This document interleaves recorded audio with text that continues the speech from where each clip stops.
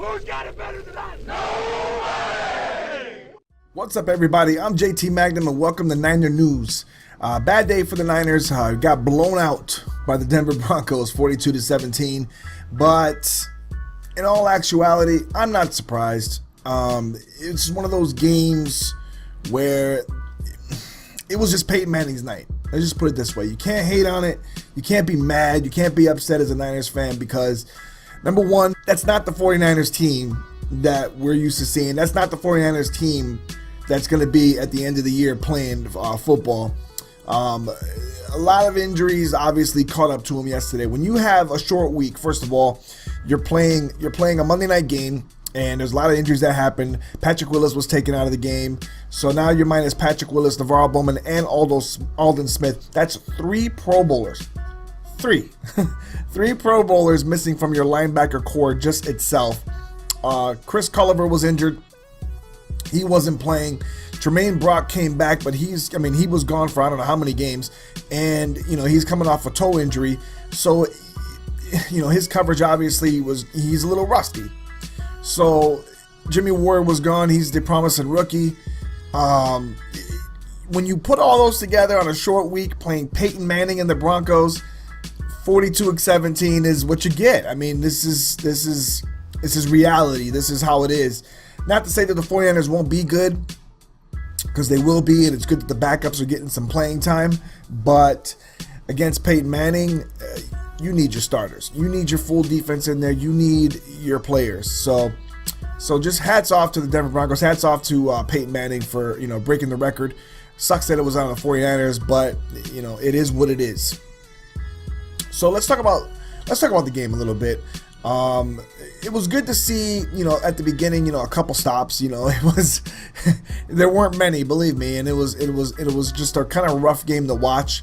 It was great to see Colin Kaepernick making some good throws. He did make the one bad pass, the one interception off a bad read. He had Bruce Ellington wide open coming in, and he thought he had the other one open. That's the one thing about Kaepernick that I love about him. He wants that big play, and he tries for the big play, but there's got to be times where he realizes that, take the other one, take what they give you. Don't try to force things, and he did it there, and it cost him. Keith Talib got the interception, but all in all, Kaepernick had a pretty good day. I mean, they were doing those 5 wide receiver sets. They couldn't run the ball. Denver's run defense is really good, and it's really hard to run the ball against them. And then when they get out to a league, you're basically stuck passing. But they did very well in those 5 receiver sets. The offensive line's got to learn to block a little bit better. I don't know if it's a combination of that and Colin Kaepernick, just not stepping up in the pocket correctly. But if you look at Peyton Manning's pocket and the way he steps up in the pocket, the way the pocket is around him, he's just a pro at it. Like, he's just so good at being in the pocket. But anyways, hats off to Kaepernick. He did very well despite the blowout. There was a lot of drops. Vernon Davis. I'm going to talk about Vernon Davis. He's one of my favorite players. I love Vernon Davis. He's just, he's such a dynamic tight end. There's nobody in the league that can really cover him, because it's hard. There's no linebacker, at least I know, in the league that can cover him. And, it's hard. It's a hard cover for safeties, let alone cornerbacks. But he doesn't catch the ball with his hands. Vernon Davis, catch the ball with your hands. My goodness.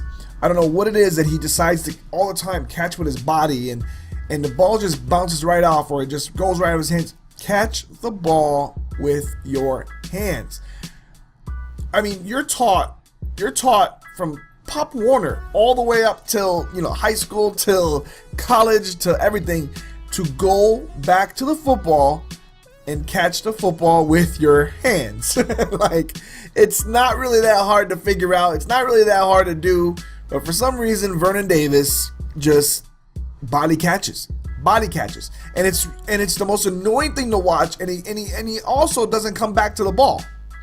So I don't know what it is about him, or how it's a mental thing, or what it is, but Vernon Davis, if you ever somehow watch this, catch the ball with your freaking hands, dude. Just go up to the ball and catch it with your hands.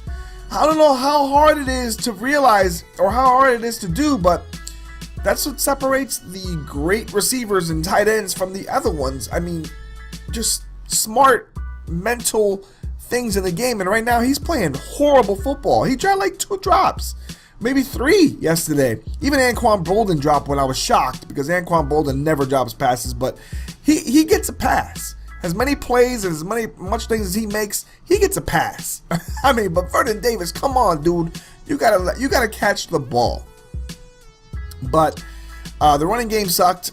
Like I said, Denver's defense was doing really well. And we got to get healthy. We're going to a bye week now this week. Hopefully they can recoup, get the boys back, get everybody back to healthy. Marcus Martin, we lost Daniel Kilgore. That was another big loss. He was playing awesome at center. He was doing very well. But for some reason, we left them in at the end. We left a lot of starters in at the end, which was torture because they ended up, some people got hurt. Chris Cook tore his hamstring. Not tore his hamstring, but injured his hamstring. It's just, it goes on and on and on, and we just need to get these guys healthy because the 49ers, they're 4-3. They're doing well despite these injuries. And when Aldon Smith, Navarro Bowman, Patrick Willis, Chris Culliver, when they all come back on defense, Mike Iupati's going to be back the next week after this week, and they're all back together and they're all gelling again on defense. This is going to be a dangerous team. The San Francisco 49ers are not a bad team. They're a very good squad, and when these guys come back off injury, it's going to be hard to stop. Imagine the way Aaron Lynch right now is playing on the other side, opposite Ahmad Brooks. When they come back and he comes in the game and it's him and Aldon Smith rushing the passer, that could be possibly one of the top 2 tandems in the league, like Von Miller and DeMarcus Ware, and like Clowney and Watts, or JJ Watt and Clowney's going to be in Houston. Just this Niner team is going to be really good, in the next few weeks. So we got we